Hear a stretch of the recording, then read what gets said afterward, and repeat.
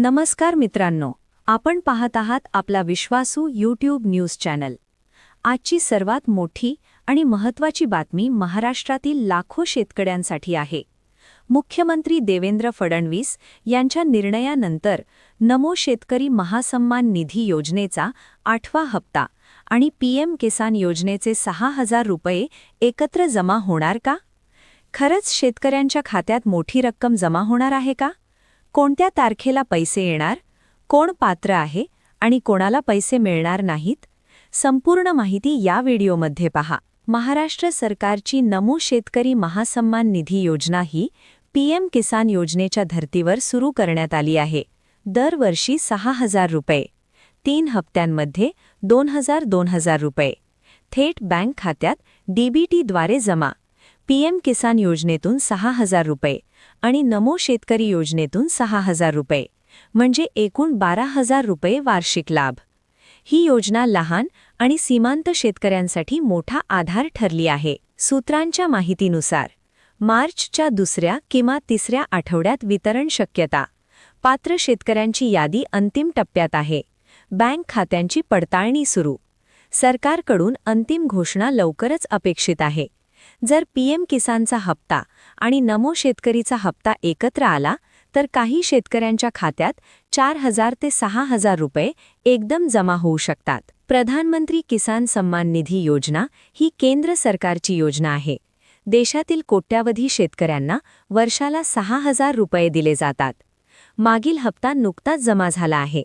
पुढील हप्ता लवकरच जाहीर होण्याची शक्यता आहे। जर दोन्ही योजना एकाच कालावधीत आल्या तर शेतकऱ्यांसाठी मोठा दिलासा ठरेल। पात्र: वी. जमीनधारक शेतकरी, वी. 2 हेक्टरपर्यंत जमीन, वी. आधार लिंक बँक खाते, वी.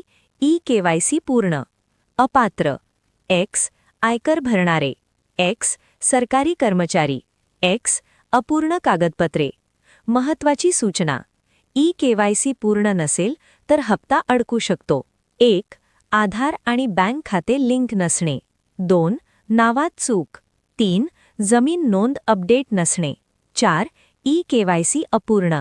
सीएससी सेंटरवर जाऊन ई-केवायसी करा। आधार बँक लिंक तपासा। जमीन नोंदी अपडेट ठेवा। ग्रामीण भागात आनंदाचे वातावरण आहे। अनेक शेतकरी म्हणत आहेत की ही रक्कम बियाणे, खत आणि शेती खर्चासाठी उपयोगी पडेल। काही शेतकरी मात्र म्हणतायत की रक्कम वाढवली पाहिजे। ग्रामीण भागात आनंदाचे वातावरण आहे। अनेक शेतकरी म्हणत आहेत की ही रक्कम बियाणे, खत आणि शेती खर्चासाठी उपयोगी पडेल। काही शेतकरी मात्र म्हणतायत की रक्कम वाढवली पाहिजे। नमस्कार मित्रांनो, आपण पाहत आहात आपला विश्वासू न्यूज चॅनल। पार्ट 1 मध्ये आपण नमो शेतकरी आणि पीएम किसान योजनेबाबत सविस्तर माहिती घेतली।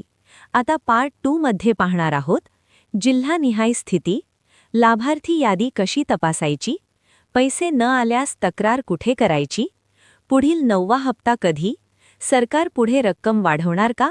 हा व्हिडिओ शेवटपर्यंत नक्की पहा। राज्यातील प्रमुख जिल्ह्यांमध्ये पडताळणी प्रक्रिया अंतिम टप्प्यात आहे। वी.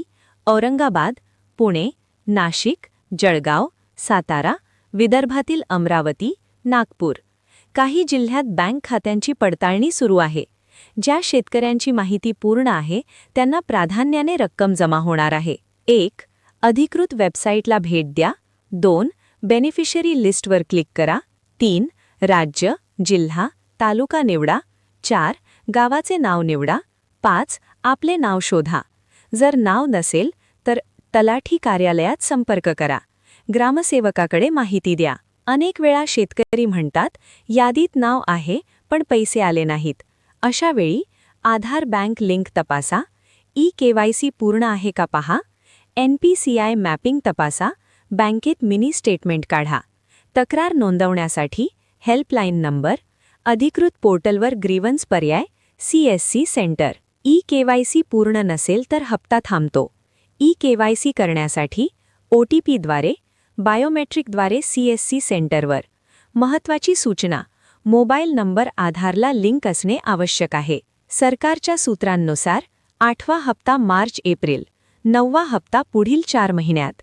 जर नियमित वितरण झाले तर वर्षभरात 3 हप्ते पूर्ण होतील। शेतकरी संघटनांची मागणी: वार्षिक 6,000 ऐवजी 10,000. शेतीसाठी अतिरिक्त अनुदान, खत आणि बियाणे सवलत. सरकार यावर सकारात्मक विचार करत असल्याची चर्चा आहे. अधिकृत घोषणा मात्र अद्याप नाही. कृषी तज्ज्ञांचे म्हणणे आहे, ही योजना शेतकऱ्यांना थेट आर्थिक मदत देते, परंतु दीर्घकालीन उपायांसाठी बाजारभाव स्थिरता, सिंचन सुविधा आणि विमा सुधारणा आवश्यक आहेत. वॉर्निंग: काही लोक खोटे मेसेज पाठवतात. OTP कोणालाही देऊ नका. पैसे मिळवून देतो म्हणणाऱ्यांपासून सावध रहा.